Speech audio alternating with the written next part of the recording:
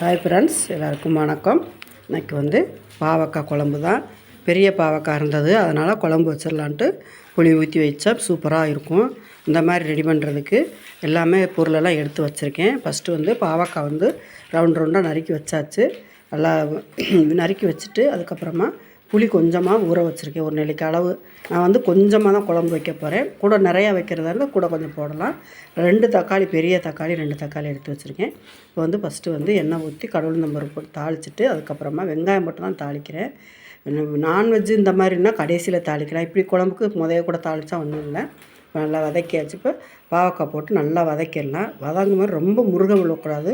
ஏன்னா குழம்பு வெந்ததுக்கப்புறம் ஒரு மாதிரி இருக்கலாம், ஒரு மாதிரியாக இருக்கும்.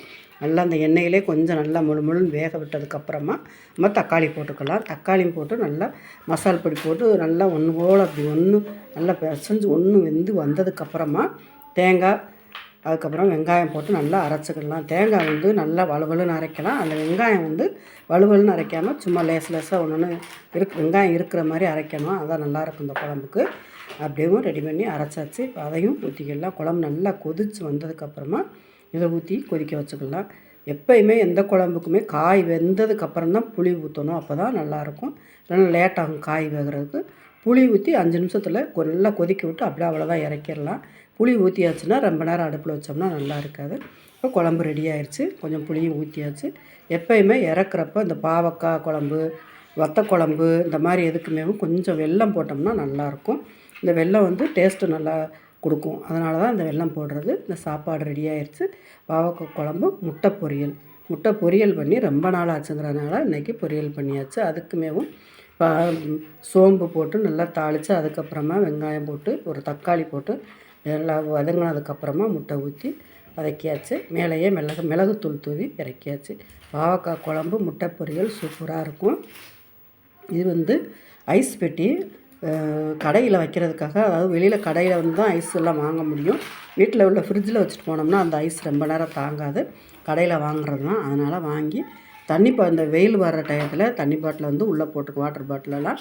ஏன்னா ஃப்ரிட்ஜில் கடை சிறிது தான். அதை இப்போதைக்கு சாம்பிளுக்கு வாங்கி வைக்கலான்ட்டு வச்சுருக்கிறேன். இப்போ வாங்கி வச்ச மறுநாளே மழை வந்துடுச்சு. ஃபுல்லாக மழை எடுத்து வச்சுருக்கோம். இது கடைகளிலே விற்கிது. நல்லா பெரிய பெரிய ஐஸ் பார் இருக்கும். அதை வாங்கி நம்ம இதில் போட்டு வச்சுட்டு அது உள்ளேயேவும் வாட்டர் பாட்டில் போட்டோம்னா கூலிங் ஏறிக்கிறோம். இப்போ இன்னும் கூலிங்காக சில பேர் வெயில் நேரத்தில் தண்ணி குடிப்பாங்க. கடைகள்லேயும் எல்லா பொருளுமே எல்லாம் சேல்ஸ் பண்ணுறதுக்காகவே இப்போ இந்த மாதிரி டிசைனாகவும் குடத்தில் உண்டியல், ஆப்பிள் மாதிரி உண்டியல், பூசணிக்காய் மாதிரி உண்டியல், இந்த மாதிரி எல்லாமே வித்தியாசமாக இருந்தது. எல்லாம் வாங்கியாச்சு. பீப்பாய் நல்லி வச்சுருந்தது. யானை அது ஒன்று யானை, ஒன்று யானை உண்டியல், அந்த மாதிரி எல்லாமே ரெடி பண்ணி வச்சுருந்தோம்.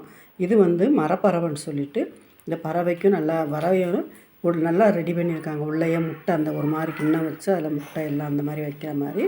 இது கிளீட் கொடுத்த உருளி, இது நல்லி வச்சது, பணியார சட்டி, தோசைக்கல் எல்லாமே விதவிதமாக இருந்ததுனால இந்த வட்டம் போய் எடுத்துகிட்டு வந்துட்டோம். வீடியோ பிடிச்சிருந்தால் லைக் பண்ணுங்கள். பாய்.